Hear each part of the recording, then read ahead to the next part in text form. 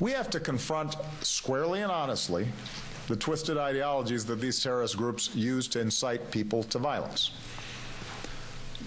Now, leading up to this summit, there's been a fair amount of debate in the press and among pundits about the words we use to describe and frame this challenge. So I want to be very clear about how I see it. Al-Qaeda and ISIL and groups like it are desperate for legitimacy. They try to portray themselves as religious leaders, holy warriors in defense of Islam. That's why ISIL presumes to declare itself the Islamic State. And they propagate the notion that America, and the West generally, is at war with Islam. That's how they recruit. That's how they try to radicalize young people. We must never accept the premise that they put forward, because it is a lie. Nor should we grant these terrorists the religious legitimacy that they seek. They are not religious leaders, they're terrorists.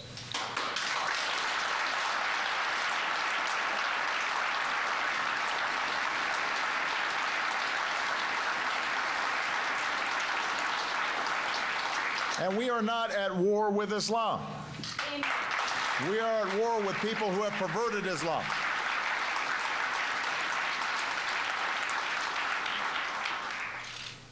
Now, just as those of us outside Muslim communities need to reject the terrorist narrative that the West and Islam are in conflict, or modern life and Islam are in conflict,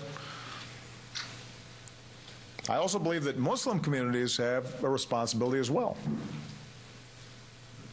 Al-Qaeda and ISIL do draw selectively from the Islamic texts. They do depend upon the misperception around the world that they speak in some fashion for people of the Muslim faith, that Islam is somehow inherently violent, that there is some sort of clash of civilizations. Of course, the terrorists do not speak for over 1 billion Muslims who reject their hateful ideology. They no more represent Islam than any madman who kills innocents in the name of God represents Christianity or Judaism or Buddhism or Hinduism. No religion is responsible for terrorism. People are responsible for violence and terrorism.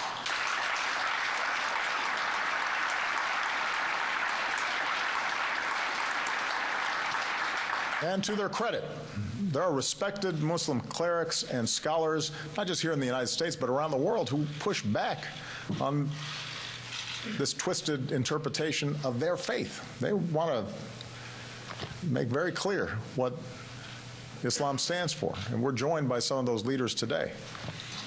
These religious leaders and scholars preach that Islam calls for peace and for justice and tolerance towards others, that terrorism is prohibited, that the Quran says whoever kills an innocent, it is as if he has killed all mankind. Those are the voices that represent over 1 billion people around the world. But if we are going to effectively isolate terrorists, if we're going to address the challenge of their efforts to recruit our young people, if we're going to lift up the voices of tolerance and pluralism within the Muslim community, then we've got to acknowledge that their job is made harder by a broader narrative that does exist in many Muslim communities around the world that suggests the West is at odds with Islam in some fashion. The reality, which again many Muslim leaders have spoken to, is that there's a strain of thought that doesn't embrace ISIL's tactics, doesn't embrace violence, but does buy into the notion that the Muslim world has suffered historic grievances. Sometimes that's accurate. Does buy into the belief that so many of the ills in the Middle East flow from a history of colonialism or conspiracy. Does buy into the idea that Islam is incompatible with modernity or tolerance, or that It's been polluted by Western values. And so those beliefs exist. In some communities around the world, they are widespread. And so it makes individuals, especially young people who already may be disaffected or alienated, more ripe for radicalization. And so we got to be able to talk honestly about those issues. We've got to be much more clear about how we're rejecting certain ideas. So just as leaders like myself reject the notion that terrorists like ISIL genuinely represent Islam, Muslim leaders need to do more to discredit the notion that our nations are determined to suppress Islam, that there's an inherent clash in civilizations.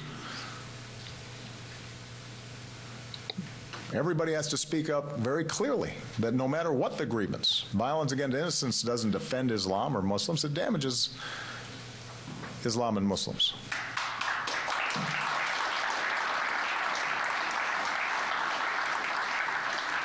And when all of us together are doing our part to reject the narratives of violent extremists, when all of us are doing our part to be very clear about the fact that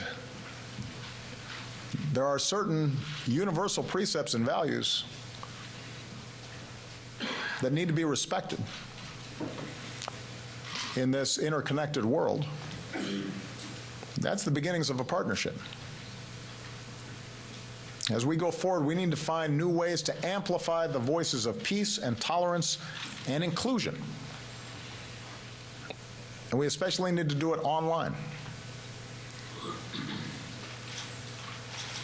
We also need to lift up the voices of those who know the hypocrisy of groups like ISIL firsthand, including former extremists. Their words speak to us today. And I know in some of the discussions, these voices have been raised. I witnessed horrible crimes committed by ISIS.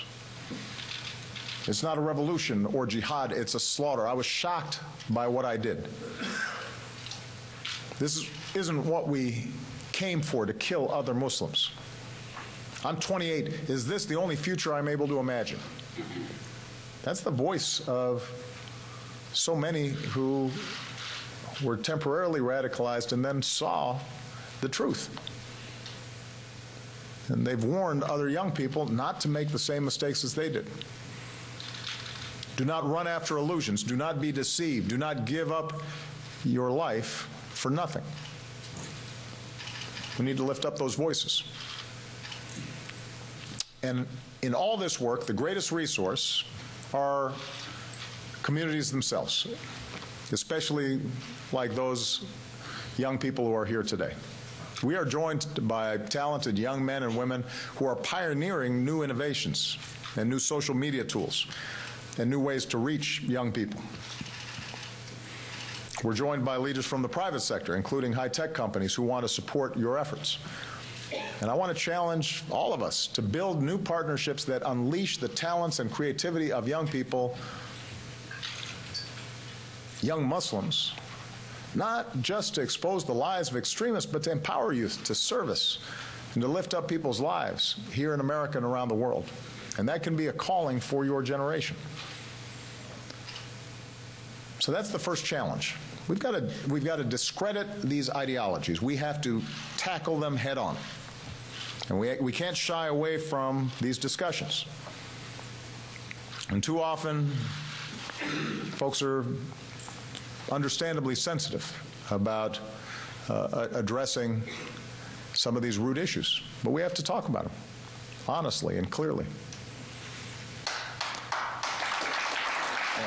Because, and the reason I believe we have to do so is because I'm so confident that when the truth is out, we'll be successful. Now, the second challenge is we do have to address the grievances that terrorists exploit, including economic grievances.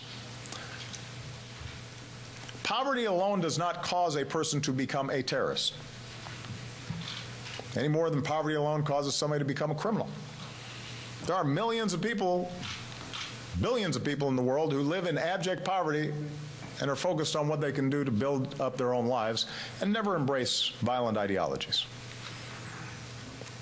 Conversely, there are terrorists who come from extraordinarily wealthy backgrounds, like Osama bin Laden. What's true, though, is that when millions of people, especially youth, are impoverished and have no hope for the future, when corruption inflicts daily humiliations on people, when there are no outlets by which people can express their concerns, resentments fester. The risk of instability and extremism grow. Where young people have no education, they are more vulnerable to conspiracy theories and radical ideas because it's not tested against anything else. They've got nothing to weigh. And we've seen this across the Middle East and North Africa. And terrorist groups are all too happy to step into a void. They offer salaries to their foot soldiers so they can support their families. Sometimes they offer social services, schools, health clinics, to do what local governments cannot or will not do. They try to justify their violence in the name of fighting the injustice of corruption that steals from the people, even while those terrorist groups end up committing even worse abuses like kidnapping and human trafficking. So if we're going to prevent people from being susceptible to the false promises of extremism, then the international community has to offer something better. And the United States intends to do its part. We will keep promoting development and growth that is broadly shared so more people can provide for their families. We'll keep leading a global effort against corruption because the culture of the bribe has to be replaced by good governance that doesn't favor certain groups over others. Countries have to truly invest in the education and skills and job training that our extraordinary young people need. And by the way, that's boys and girls, and men and women, because countries will not be truly successful if half their populations, if their girls and their women, are denied opportunity.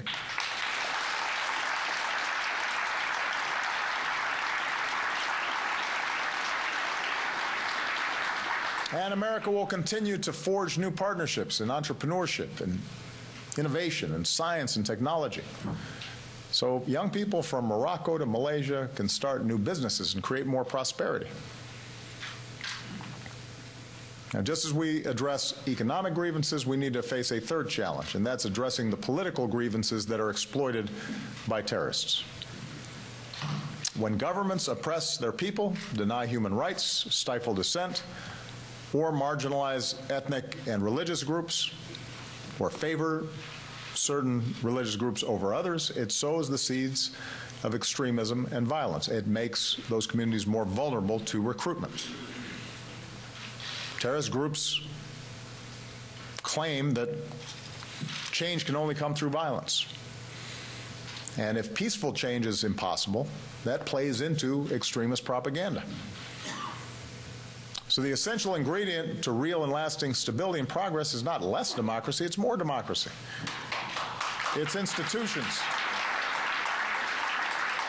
It's institutions that uphold the rule of law and apply justice equally. It's security forces and police that respect human rights and treat people with dignity.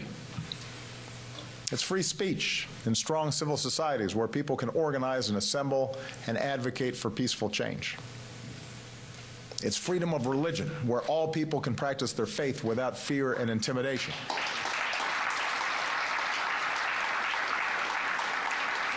All of this is part of countering violent extremism. Fourth, we have to recognize that our best partners in all these efforts, the best people to help protect individuals from falling victim to extremist ideologies, are their own communities, their own family members. We have to be honest with ourselves. Terrorist groups like Al-Qaeda and ISIL deliberately target their propaganda in the hopes of reaching and brainwashing young Muslims, especially those who may be disillusioned or wrestling with their identity. That's the truth. The high-quality videos, the online magazines, the use of social media, terrorist Twitter accounts, it's all designed to target today's young people online in cyberspace. And by the way, the older people here, as wise and respected as you may be, your stuff is often boring compared to what they're doing. You're not connected. And as a consequence, you are not connecting. So these terrorists are a threat, first and foremost, to the communities that they target, which means communities have to take the lead in protecting themselves. And that is true here in America as it's true anywhere else. When someone starts getting radicalized, family and friends are often the first to see that something's changed in their personality. Teachers may notice a student becoming withdrawn or struggling with his or her identity. And if they intervene at that moment and offer support, that may make a difference. Faith leaders may notice that someone's beginning to espouse violent interpretations of religion. And that's a moment for possible intervention that allows them to think about their actions and reflect on the meaning of their faith in a way that's more consistent with peace and justice. Families and friends, coworkers, neighbors, faith leaders, they want to reach out. They want to help save their loved ones and friends and prevent them from taking a wrong turn. But communities don't always know the signs to look for or have the tools to intervene or know what works best. And that's where government can play a role if government is serving as a trusted partner. And that's where we also need to be honest. I know some Muslim Americans have concerns about working with government, particularly law enforcement. And the reluctance is rooted in the objection to certain practices where Muslim Americans feel they've been unfairly targeted. So in our work, we have to make sure that abuses stop, are not repeated, that we do not stigmatize entire communities. Nobody should be profiled or put under a cloud of suspicion simply because of their faith.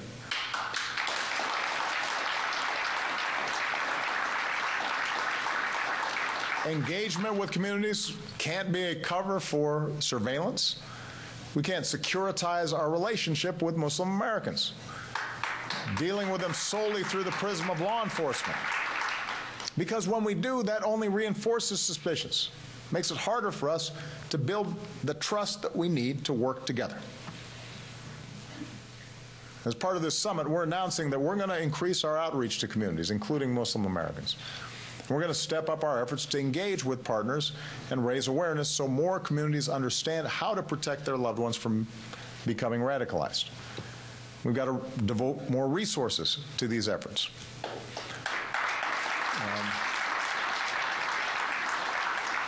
And as government does more, communities are going to have to step up as well.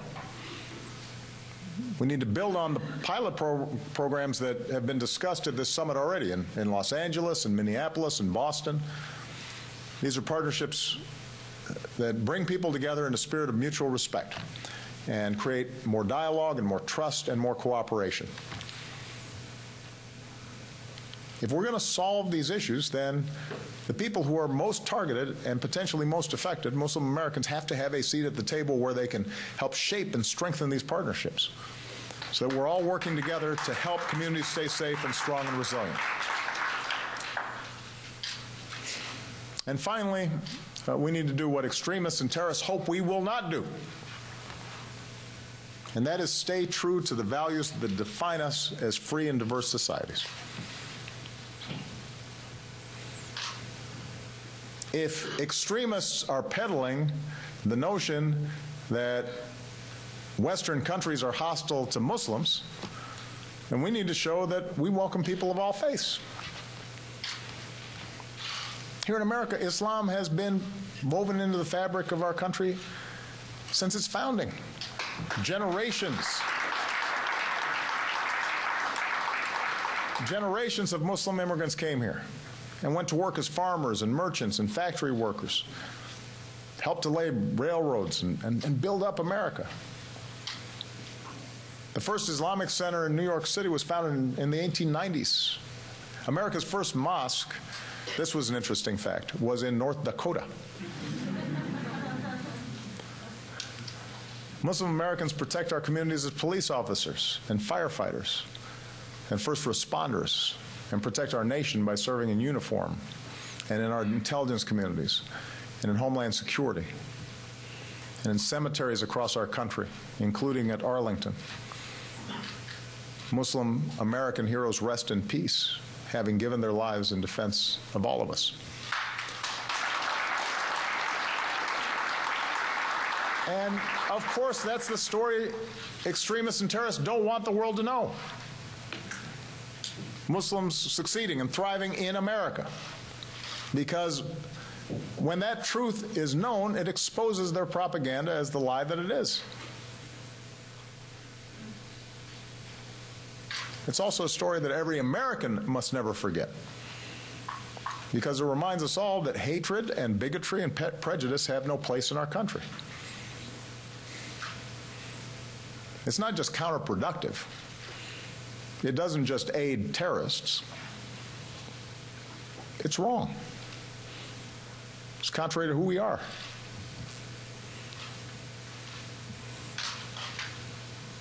I'm thinking of a little girl named Sabrina who last month sent me a Valentine's Day card in the shape of a heart. It was the first Valentine I got. I got it from Sabrina before Malia and Sasha and Michelle gave me one. So she's 11 years old. She's in the 5th grade. She's a young Muslim American. And she said in her Valentine, I enjoy being an American. And when she grows up, she wants to be an engineer or a basketball player, which are good choices. But she wrote, I am worried about people hating Muslims. If some Muslims do bad things, that doesn't mean all of them do. And she asked, please tell everyone that we are good people and we're just like everyone else. Now,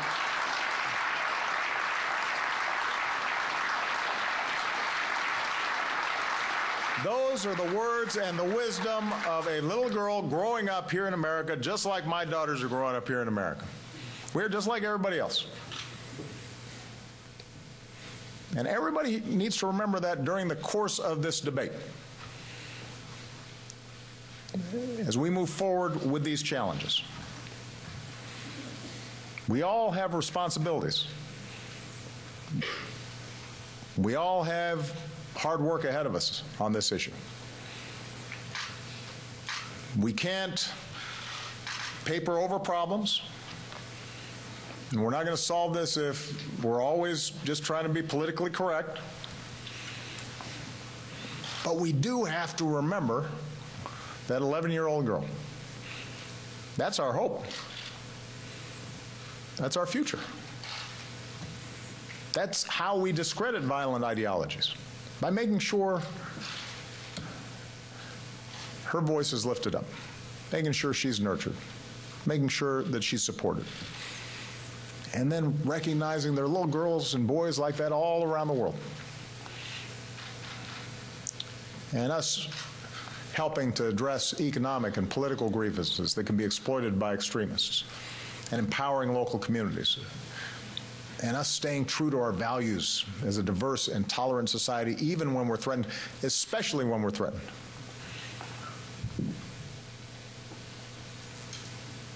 There will be a military component to this. There are savage cruelties going on out there that have to be stopped. ISIL is killing Muslims at a rate that is many multiples the rate that they're killing non-Muslims. Everybody has a stake in stopping them, and there will be an element of us just stopping them in their tracks with force. But to eliminate the soil out of which they grew, to make sure that we are giving a brighter future to everyone and a lasting sense of security, then we're going to have to make it clear to all of our children, including that little girl in 5th grade, that you have a place. You have a place here in America. You have a place in those countries where you live. You have a future. Ultimately, those are the antidotes to violent extremism.